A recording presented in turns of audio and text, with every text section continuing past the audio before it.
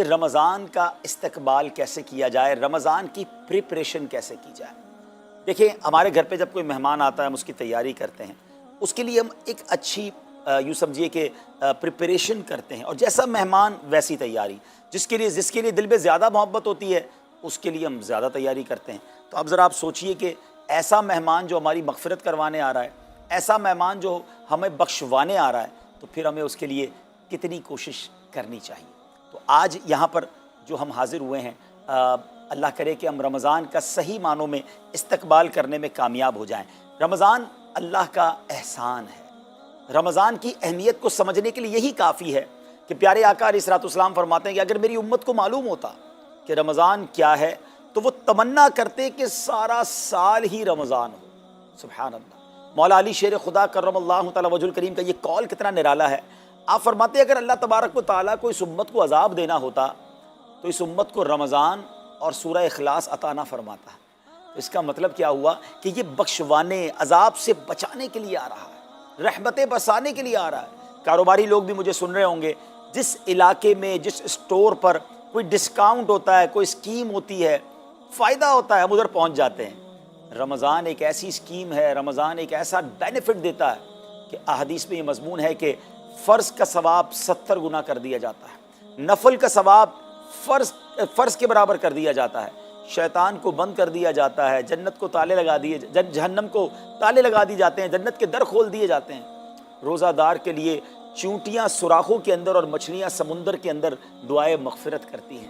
روزہ دار کے منہ سے جو اسمیل آتی ہے، جو بو آتی ہے، بعض اوقات ہم کہتے ہیں یار پیسٹ نہیں کر سکے پورا دن، منہ سے اسمیل آ رہی ہے، سنیے یہ اسمیل جو ہے یہ اللہ کے نزدیک مشک کی خوشبو سے بھی زیادہ بہتر ہے۔ اللہ اللہ۔ ذرا آپ غور تو کیجئے، ہر سجدے پر 1500 نیکیاں دی جاتی ہیں، ہر سجدے پر سرخ یاقوت کا جنت میں ایک محل بنا دیا جاتا ہے۔ اتنی نیکیاں، پھر وہ کتنا بد نصیب ہے جو رمضان میں بھی عبادت نہ کرے، رمضان میں بھی اللہ کو راضی کرنے میں کامیاب نہ ہو۔ روزانہ افطار کے وقت 10 لاکھ گناہگار بخش دیے جائیں، اور جناب ہر جمعے کو جب رمضان میں جمعہ آئے تو ہر لمحے 10 لاکھ گناہگار بخشے جائیں، تو کروڑوں اربوں لوگوں کی بخشش گویا رمضان میں ہونی ہے، تو پھر ہمیں اس کی کیسی تیاری کرنی چاہیے، کتنا ثواب کمانے کے بارے میں سوچنا چاہیے۔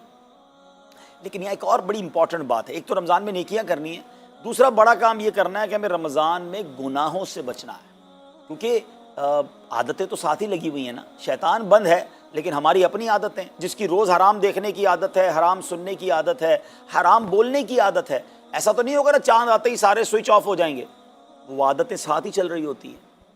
غور کیجئے کہ رمضان میں جو گناہ کرتا ہے نا، اس کا عذاب بھی بڑھ جاتا ہے، اس کی پنشمنٹ بھی بڑھ جاتی ہے۔ یہ ایسے ہی ہے کہ کوئی مسجد کے اندر آ کے گناہ کرے تو آپ کہیں گے نا یار خدا کا خوف کرو، مسجد میں ایسا کام کر رہے ہو۔ کوئی مکہ شریف حرم میں اندر جا کر گناہ کرے تو کتنا شدید ہو جائے گا وہ۔ تو رمضان جب اتنا مقدس مہینہ ہے، اس میں گناہ کرنا، اس کی پنشمنٹ بھی زیادہ ہے۔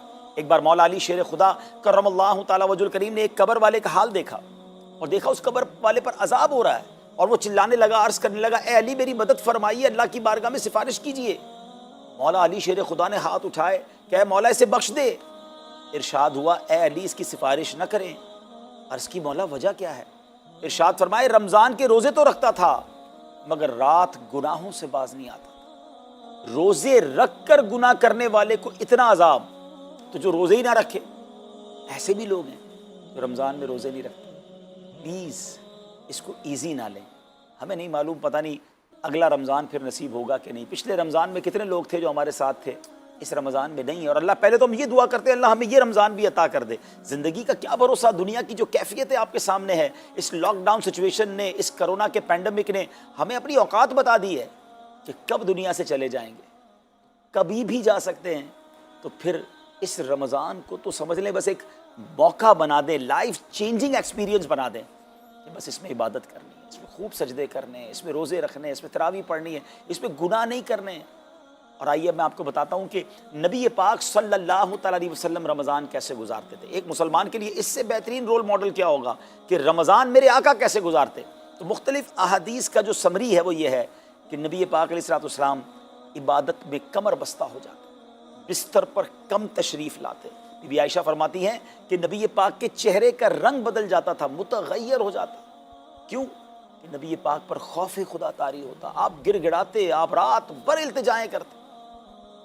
میرے آقا رو رو کر دعاؤں میں رمضان گزارے، چہرے کا رنگ بدل جائے. اور یہاں کچھ لوگ تو وہ ہیں کہ جن کا وزن ہی بڑھ جاتا ہے رمضان میں. اتنا کھانا کھانا ہے، سحری میں زیادہ کھانا ہے کہ سارا دن بھوکا رہنا ہے، افطار میں اس لیے زیادہ کھانا ہے کہ پورا دن بھوکا رہے تھے، پھر رات کو 2-3 بار مزید کھانا ہے کیونکہ کل روزہ رکھنا ہے. تو رمضان فوڈ فیسٹیول نہیں ہے، رمضان عبادت کے لیے آیا ہے. لوگ تیاری کر رہے ہوں گے ابھی بھی رمضان کی. وہ کیا کر رہے ہوں گے کہ افطار میں کیا پکانا ہے، سحری میں کیا پکانا ہے، کون سا آئٹم شارٹ ہے. نہیں میرے بیٹے اسلام، یہ جو بھوک کا احساس ہے نا روزے میں، اس کی حکمت علماء نے بیان کی ہے کہ بھوک غربت کا احساس دلاتی ہے، فقیری کا احساس دلاتی ہے، بندے کا غرور تکبر بیٹھ جاتا ہے. کتنے نقاہت میں آ جاتے ہیں ہم، ہمت ہی نہیں ہوتی کوئی کام کرنے کی. تو یہ احساس دلاتی ہے کہ تیری اوقات کیا ہے، غریب کیسے زندگی گزارتا ہے، فقیر کیسے زندگی گزارتا ہے. لیکن کچھ لوگ وہ ہیں جن کو بھوک ہی نہیں لگتی کیونکہ وہ اتنا کھا لیتے ہیں یا پھر سوتے ہی رہتے ہیں. روزے کی حکمت یہ نہیں ہے. نبی پاک آنسو بہاتے تھے، آقا کا چہرے کا رنگ بدل جاتا. اور پھر بتایا کہ رمضان میں جب جبریل امین نبی پاک علیہ الصلوۃ والسلام کے پاس آتے تو آقا علیہ الصلوۃ والسلام ان کے ساتھ قرآن پاک کا دور فرماتے. اور پھر ایک اور نبی پاک کا ایک خوبصورت انداز کہ پیارے آقا ویسے تو سب سے بڑھ کر سخی ہیں، مگر جب رمضان آتا تو نبی پاک کا دریائے سخاوت ایسے بہتا تھا جیسے تیز آندھی، بلکہ اس سے بھی زیادہ. اللہ. یہ 3-4 چیزیں آپ نے میں نے پکڑ لینی ہیں. آقا علیہ الصلوۃ والسلام کے پیچھے پیچھے جانا ہے نا جنت میں، تو آقا کے رمضان میں دعائیں ہیں، آقا کے رمضان میں سجدے ہیں، آقا کے رمضان میں تلاوت ہے، نبی پاک کے رمضان میں سخاوت ہے.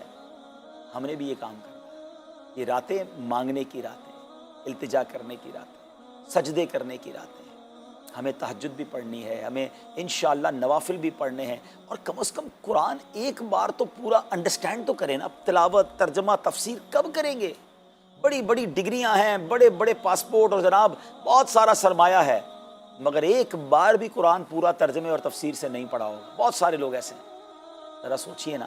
اچھا یہ مہینہ نزول قرآن کا مہینہ ہے. رمضان اور قرآن کو جو خاص نسبت حاصل ہے نا، تو اس مہینے میں قرآن کو پکڑ لیں. ہائے ہائے، اللہ کرے رمضان قرآن کے ساتھ گزرے، ہماری صبح قرآن کے ساتھ ہو، ہماری شام قرآن کے ساتھ ہو، ہم قرآن سمجھنے والے بن جائیں. اچھا میں ایک اور بات بتاؤں آپ، مہینہ کتنا پیارا. صرف اس مہینے میں قرآن نازل نہیں ہوا، باقی بھی جو 3 آسمانی کتابیں ہیں نا، زبور، انجیل، توریت، یہ بھی رمضان میں ہی نازل ہوئی ہیں. اللہ کریم نے ان تمام مبارک کتابوں کو نازل کرنے کے لیے رمضان کا مہینہ منتخب فرمایا. اتنا مبارک مہینہ ہے تو ہمیں خوب اس میں تلاوت قرآن کرنی. اور اب دعوت اسلامی نے کتنا آسان کر دیا، تفسیر قرآن عطا فرما دی، صراط الجنان آسان اردو میں، اور پھر جناب اس کو اپلیکیشن پر بھی دے دیا، اس کے PDF بھی جاری کر دیے، ڈاؤن لوڈ کر لیں موبائل میں. اب تو آڈیو تفسیر قرآن بھی آپ کو دے دی. اگر پھر بھی سنیں نہ، پڑھیں نہ، قرآن سے دور رہیں تو یہ ٹھیک نہیں ہے. پلیز اس رمضان کو قرآن کے ساتھ گزاریں.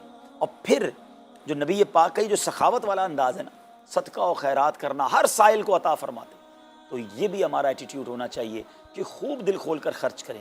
سب سے پہلے اپنی پوری زکوٰۃ ادا کریں.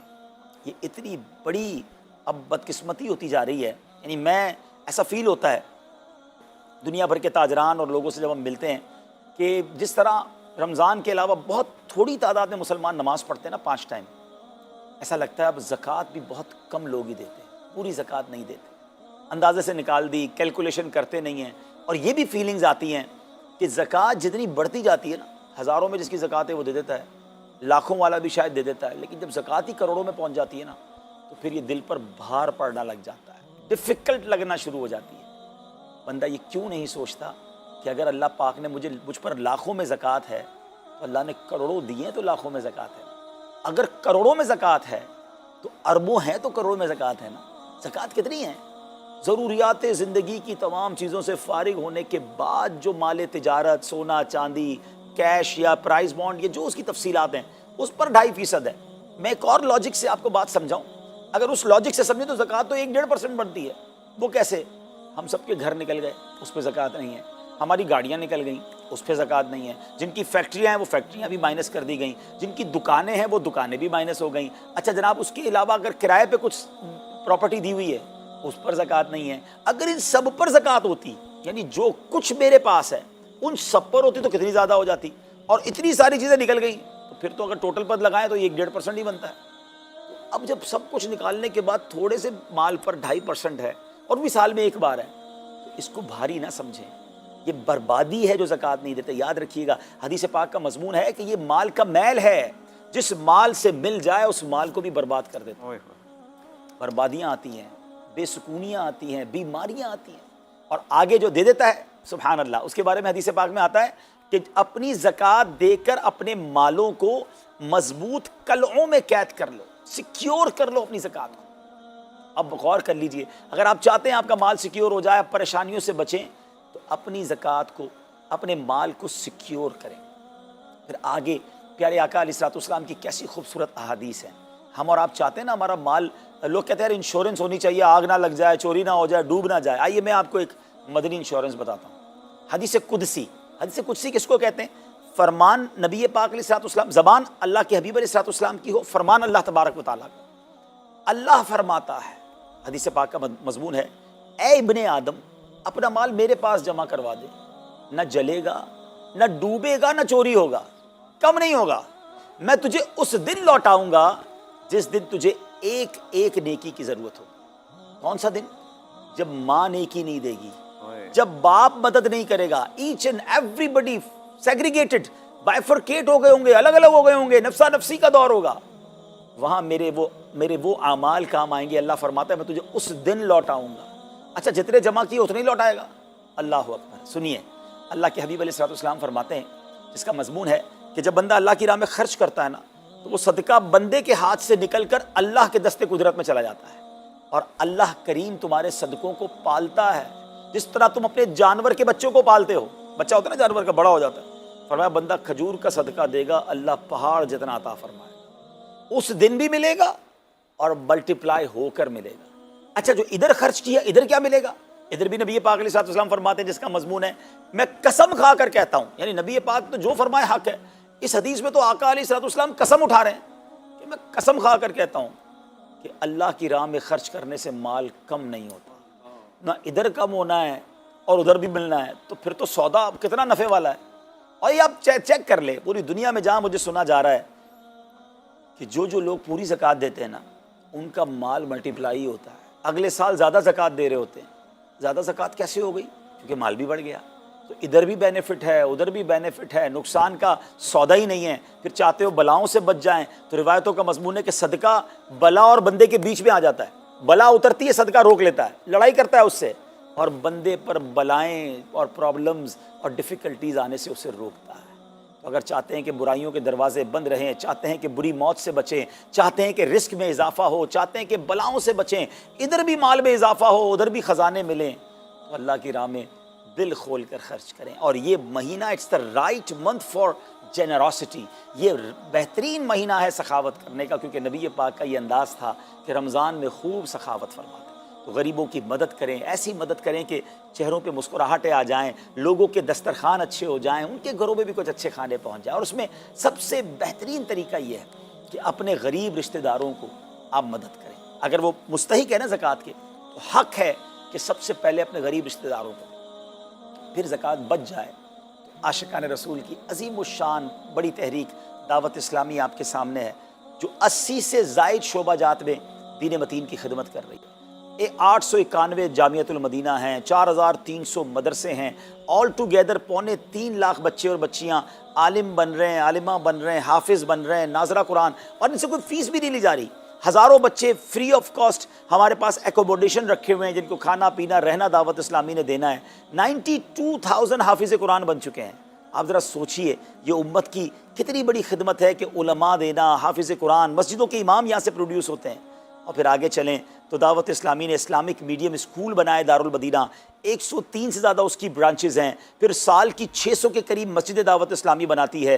میڈیا کے ذریعے جو بے حیائی پھیلائی جا رہی تھی، تو مدنی چینل اردو، پھر مدنی چینل انگلش، پھر مدنی چینل بنگلہ. اب بچے مذہبی پروگرام اتنا غور سے نہیں دیکھتے تھے، وہ اپنے بچوں کے آئٹمز دیکھنا چاہتے تھے. تو گناہوں بھرے کارٹونز اور پروگرام سے اور پوئمز سے چھڑانے کے لیے Islamic poems, Islamic cartoons, Islamic بچوں کے پروگرام، تاکہ بچے بھی جو ہے وہ الحمدللہ بچے رہیں. اور اب اس کی کیا زبردست پاپولیرٹی ہے کہ آپ کڈز مدنی چینل کے یوٹیوب چینل پہ جائیں، ہمارا ایک ایک کلپ 10 ملین 12 ملینز میں دیکھا جا رہا ہے. تو کون دیکھ رہا ہے؟ وہ بچے جو گناہوں بھرے کارٹونز دیکھتے تھے اب الحمدللہ اللہ رسول کی باتیں وہاں سن رہے ہیں۔ پھر آگے چلیں تو دعوت اسلامی جناب یہ دینی کاموں کے ساتھ ساتھ جو ویلفیئر کے کام کر رہی ہے، غریب مسلمانوں کی امداد کا کام، زلزلے اور سیلاب زدگان کی ریسکیو کرنے کا کام،